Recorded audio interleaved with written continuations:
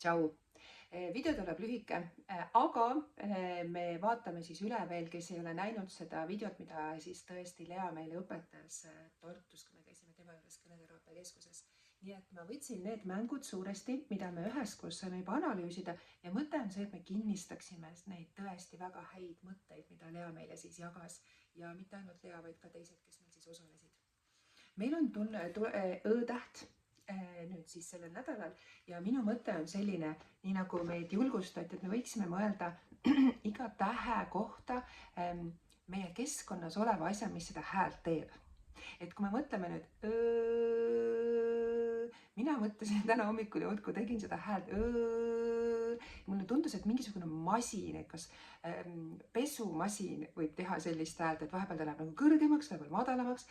Mõtleme välja, mis on meie keskkonnas asi või ese või loom, mis teeb sellist häält. Et siis me võiksime lastele öelda, et võt kõlab niimoodi ja mina olen näinud, et mõned lapsed ei ütle mitte õun, vaid õun. Et siis me saame öelda ei ole oun, ohupall, on õun, õhupall.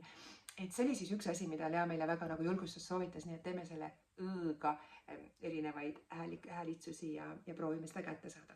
Teine, ma olen siia pannud ka õõ ja plaks. Ehk siis sina hakkad ja täiesti erinevate vanusegruppidega. Ütlen erinevaid tähti ja kui sa kuuled õõ, siis sa lööd plaksu või lööd vastu põlvi plaksu või tõused püsti, aga seda me saame siis tõesti teha läbi terve selle tunni ja teeme seda järgnevatel nädalatel kuni kevadeni välja, kui meil on erinevad tähed, mis häält ta teeb, kus me seda keskkonnas kuuleme ja siis tal seostub see ka siis vastava tähekujuga. Nii, järgmine on kala ja sarnased sõnad. Kala on meil see häälimiseks oluline, ehk siis on algus, keskpaik ja saba. Näiteks asi, asi.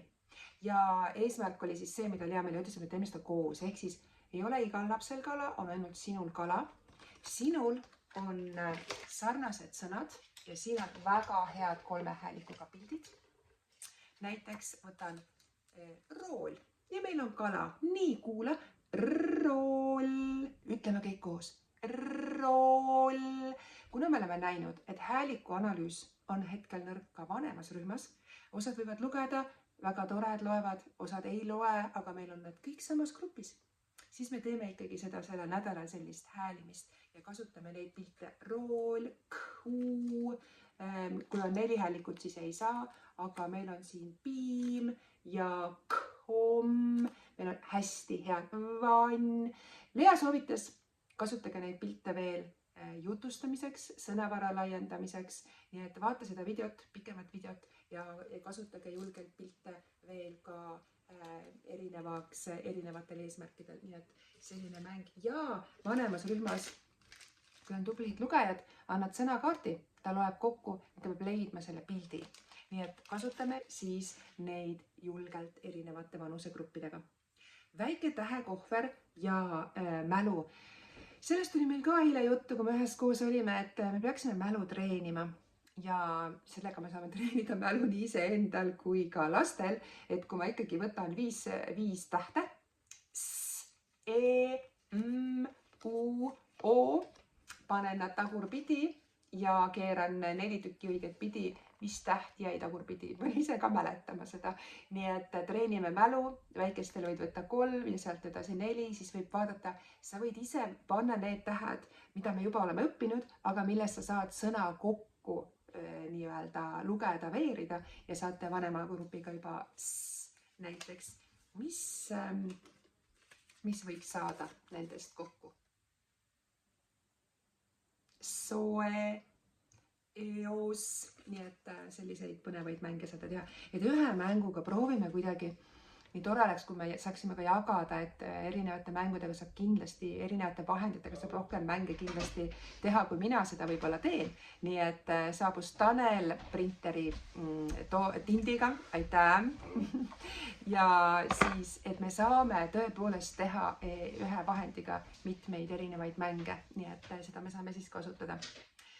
Nii, sekretär on ära käinud, nii tore.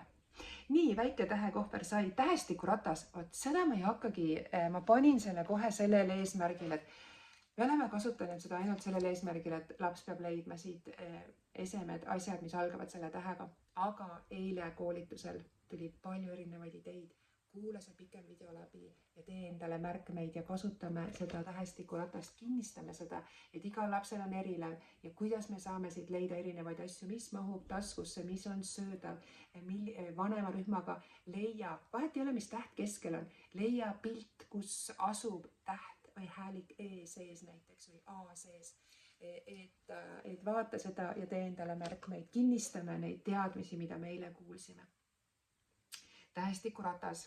Nii, ja siis ma panin veel ühe mängu vanemale rühmale. Ma jätsin kalapüüdmise ja tähtisõnu lihtsalt, et meil oleks kotis rohkem mänge ja kohe võtta. Aga sõna bingo kollane, ta on sellepärast, ta on bingo ja kollane, sest tal on raamkollane, sest meil mänge tuleb nii palju, et kuidagi peab neid lihtsalt selgelt meelde jätma. Seda saab teha ju tegelikult nii, nagu Lea meid õpetas, et laps peab kõigepealt kuulma häälimist, et sai täiesti kolme-neljastega saab ju ka teha, et otsi, kus see on ja kui ta on leidnud, siis ta saab selle kinni katta. Suuremad loevad ise ja katavad siis kinni, kus kohas see on, paneb tagurpidi peale. Nii et hästi toredat, mõnusat talvist, lumist nädalavahetust ja videode kuulamist ja siis väga põnevat nädalat ja kui on küsimusi, võta julgelt ühendust. Tšau!